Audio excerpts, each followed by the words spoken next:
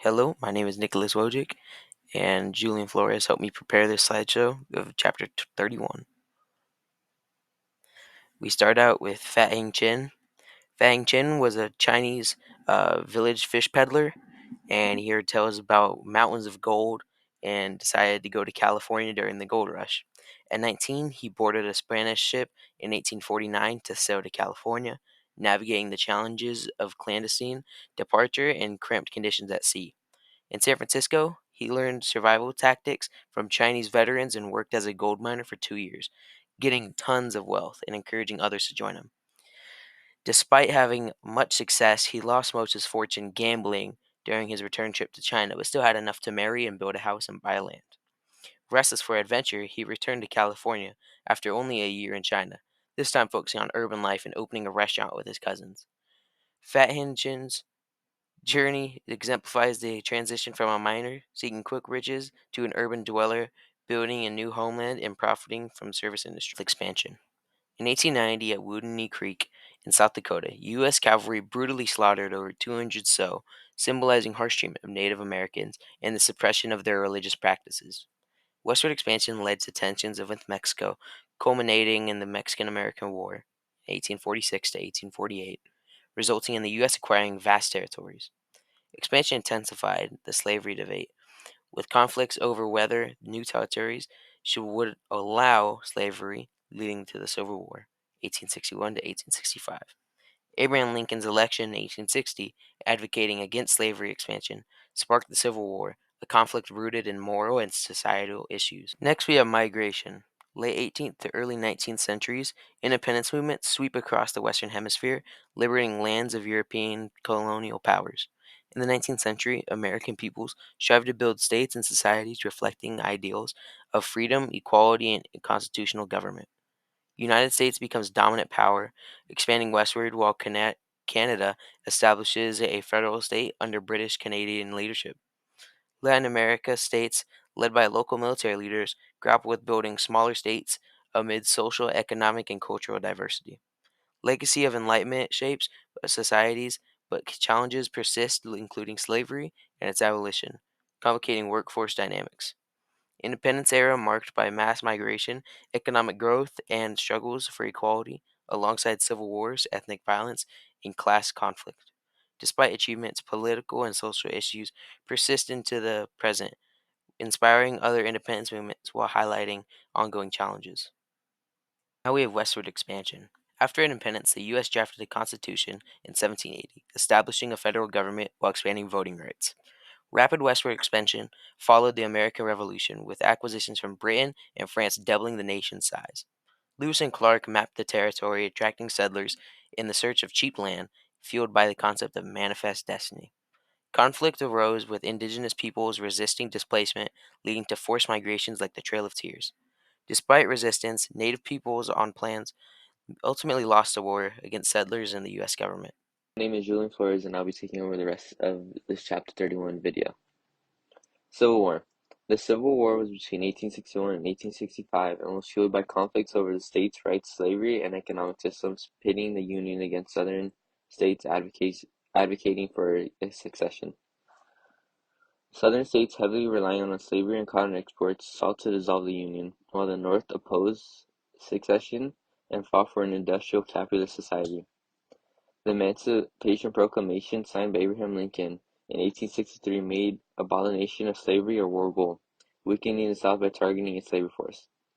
Despite initial stalemate, the North's industrial and logistical advantage, along with key victories like Gettysburg, led to the eventual victory, preserving the Union and ending slavery.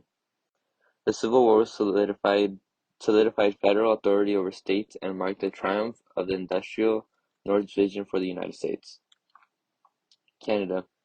Canada's independence evolved gradually throughout agreements between Canadians and British government, navigating ethnic divisions and fears of U.S. expansion.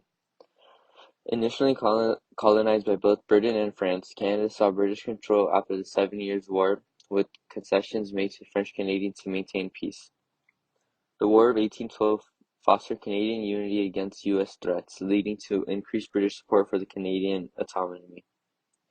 The British North America Act of 1867 established Canada as a self-governing dominion, incorporating Quebec, Ontario, Nova Scotia, and New Brunswick, with the later additions. John A. Macdonald, Canada's first Prime Minister, further unified the nation through initiatives like the Transcontinental Railroad and expansion of Dominion. Despite ongoing internal conflicts, Canada forged a politically unified society, maintaining ties to Britain while striving for a distinct identity from the United States. America economy and migration. Mass migration and British investment shaped economic development in the Americas. The US and Canada built industrial societies with migrant labor and British capital, while Latin America struggled with colonial legacies. After slavery abolition, many migrants in Latin America worked on plantations under contract. European and Asian migrants contributed to economic growth and cultural diversity. European migrants filled industrial jobs in the US, while Chinese migrants contributed to infrastructure projects and industries. Foreign investments and railroads.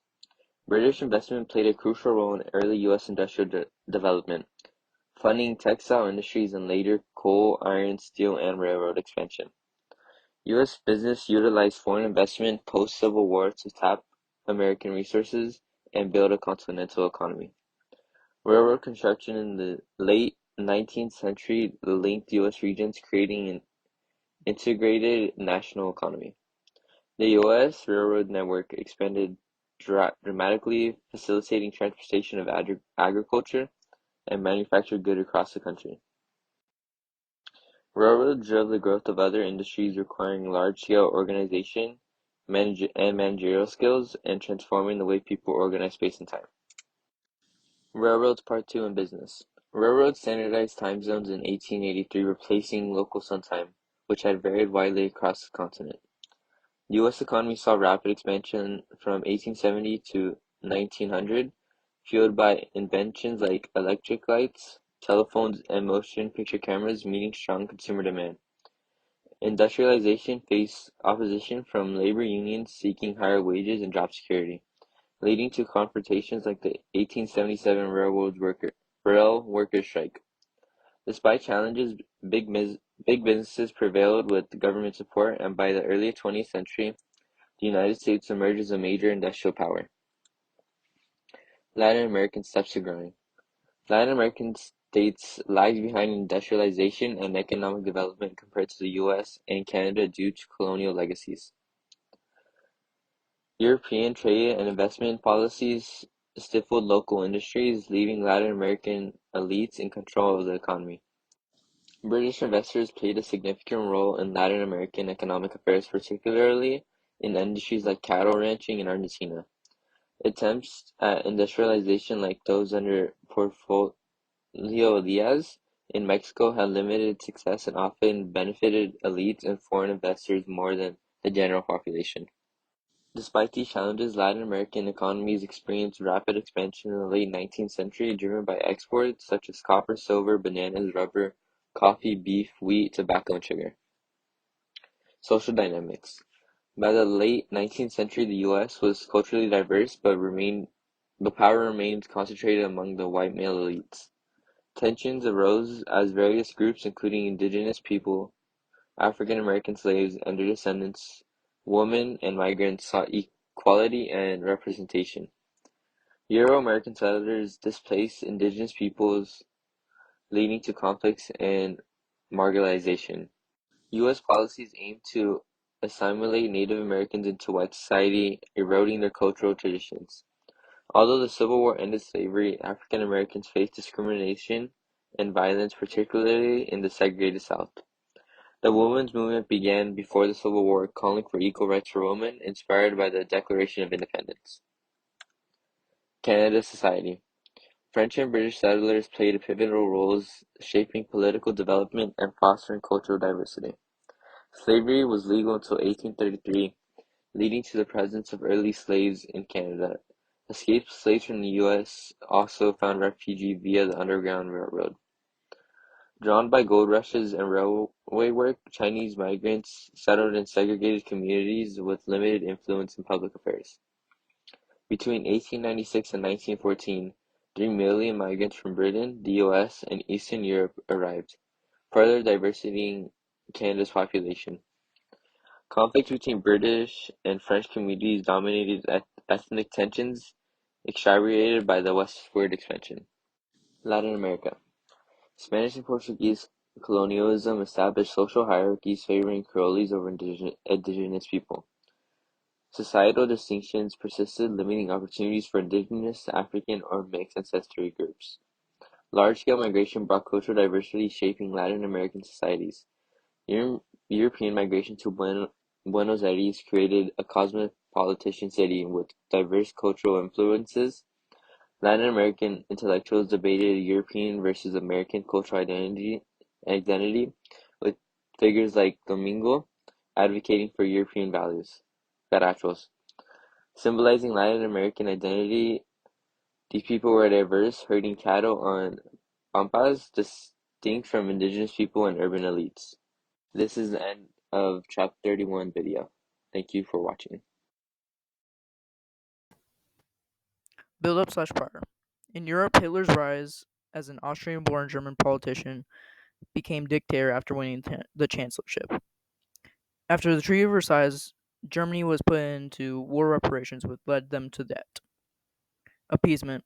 Hitler wanted territory, and the Allies gave in and gave him stuff so that they would not go to war. Mussolini conquered Ethiopia and promised the population glory. And after World War One, Italy got less than they wanted, which led them to being very war oriented. Hitler and Stalin's agreement to partition Poland started World War II. The Rhineland was demilitarized, which is the border to France, as seen on the right. This angered the Germans.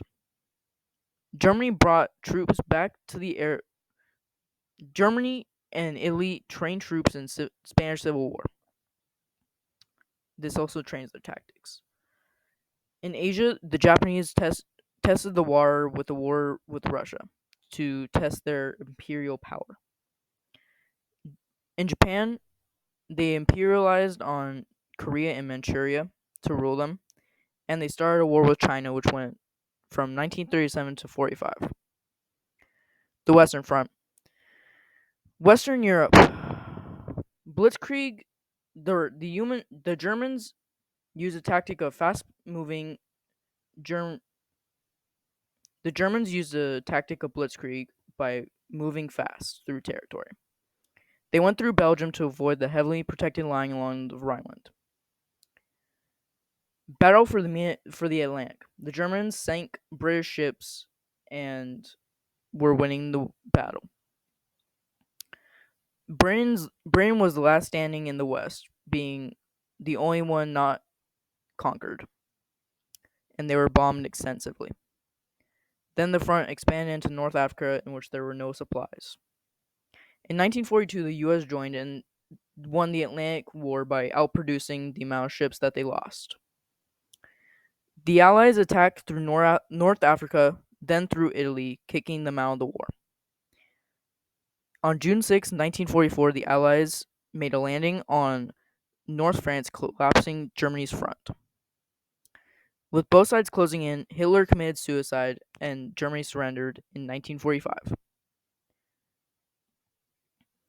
Eastern. Poland was invaded by Germany and the Soviets. The Germans had a swift victory in Denmark and Norway to capture resources and the North Sea. Spring 1941, Hitler betrays the Soviets and invades. They sent a lot of soldiers to the front. They caught the Soviets off guard and they took much territory. But then their blitzkrieg tactics fail, and the Soviets organize and push them back, helped by the winter. In 1942, the Germans regroup and move to Stalingrad, in which there is street-by-street battle resistance by the Soviets, leading them to win the battle. In 1943, the Soviets start pushing them back, and in 1944, they get to the Berlin suburbs. Pacific Asian Front, China. Starting in 1931, Japan invaded and occupied the Chinese region of Manchuria. In 1937, Japan launched a full-scale, undeclared war against China, capturing Shanghai and Nanjing. The nationalist forces suffered the greatest losses of assets and troops in the war against the Japanese invasion. Southeast Asia. With Europe preoccupied with the Axis occupation Japan saw an opportunity to liberate the peoples of Southeast Asia. Japan invaded and occupied French Indochina in September 1940. The United States imposed sanctions on Japan, but Japan saw war with the U.S. as the better option rather than backing down. Japan/island hopping. Japan attacked Pearl Harbor on December 7, 1941. This led to the U.S. joining into the war. Following the Pearl Harbor attacks, Japan rapidly occupied territories across the Pacific, including the Philippines, Guam, Wake Island, Midway Island, Hong Kong, Thailand, British Malaya, Borneo, Burma, and the Dutch East Indies. On June 4, 1942, the U.S. cracked the Japanese code and was able to meet and defeat a Japanese attack. The fighting was extremely brutal as the Japanese were told not to surrender. The U.S. firebombed civilian centers in Japan, killing and destroying hundreds of thousands of homes and families. The war ended when the U.S. dropped atomic bombs on Hiroshima on August 6, 1945, and Nagasaki 3 days later. Homefront. Total war. The massive demand for weapons, ammunition, vehicles, and other military equipment required the mobilization of large-scale industrial production capabilities. The United States was able to outproduce the losses incurred by the Allies, becoming the arsenal of democracy. Total war required nations to mobilize all possible resources, including non-combats, to support the war effort on the home front. Women. With men away at work, women took on jobs in factories and industries to meet the high production demands of total war. Thousands of women joined military service in non-combative roles, with over 500,000 in Britain and 350,000 in the U.S. Women excelled at resistance work against the Axis powers as they were less suspected by the occupying forces. Governments and militaries encouraged women to contribute to the war effort in various ways, such as through propaganda posters. Atrocities. First up, the rape of Nanjing. The Japanese occupied the city of Nanjing and raped thousands of women, murdered hundreds of thousands, burned a ton of houses, and practiced their machine guns and bayonets on unarmed people. Comfort women. Japan forced mostly Koreans but also other Asian peoples into forced prostitution for their soldiers. These women were killed in combat by the soldiers and, after the war, were assassinated by the Japanese government to try and cover it up. They tried to silence resistance, example, Hananoka, which Chinese slaves escaped but were hunted down, and at least 50 were tortured by being hung from their thumbs. Germany. Hitler blamed the Jews for the country's problems, and a secret police was established to destroy the Jewish people and businesses. These were the SS Einsatzgruppen, and they killed 1.4 million Jews. In 1942, the Wannsee Conference was held, in which German elites decided to kill all the Jews in Europe. Ghettos were established in which Jews were forced into limited space and isolated from the rest of the city, in which many died. They would wait for Germans to take them on trains to the camps, in which elderly and sick died on the way. They bombed civilian centers, and the Holocaust, in which Jews were forced into labor camps and extermination camps, especially Auschwitz being the biggest one, which exterminated people in gas chambers. Post-war, there were multiple trials. First up, the Nuremberg. Dozens of high-ranking German officers were put on trial for war crimes, and this exposed many of the war crimes committed during the war. Tokyo, the Japanese officers were put on trial, but not many of their war crimes were exposed because the Japanese tried to hide it. Economic. Marshall Plan. The U.S. was relatively undamaged after the war, and they gave $13 billion in aid to the European countries. COMCON. The Soviets didn't like this, and they made a different recovery plan for their satellite states. U.S. containment. The U.S. wanted to limit spread of communism, so they aided anti-communists. The U.S., Canada, and Western European nations formed NATO, which was an alliance to protect them from the threat of Soviets. USSR. In retaliation of NATO, they created the Warsaw Pact, allying their satellite states together. The United Nations. The world decided to make a better successor to the League of Nations to support international peace.